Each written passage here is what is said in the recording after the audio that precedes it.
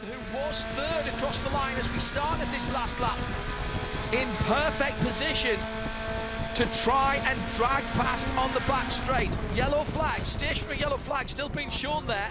That's for the JTR car of Jared Thomas, which is still sitting pretty much out of harm's way after that spin earlier on when he was in fourth. Wow, fourth has been a place that has had a bit of drama. Oh, great run again by Gresham Wagner, the third of the three cars. Third position at the moment. Piscatel could do with another lap or two, maybe.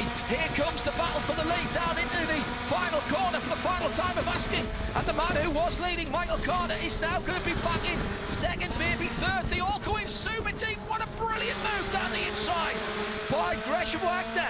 And somehow he's got back to the front, but can he keep the car in the straight and narrow? It's going to be 1, 2, 3 wide into the blackened finish. Round 3 of the IMSA Mazda MX-5 Cup. They've all won it. They've all won it. It's Rollan. Rollan has gone through. Selin Rollan by the narrowest measurable margin. Quite extraordinary as they came to the line.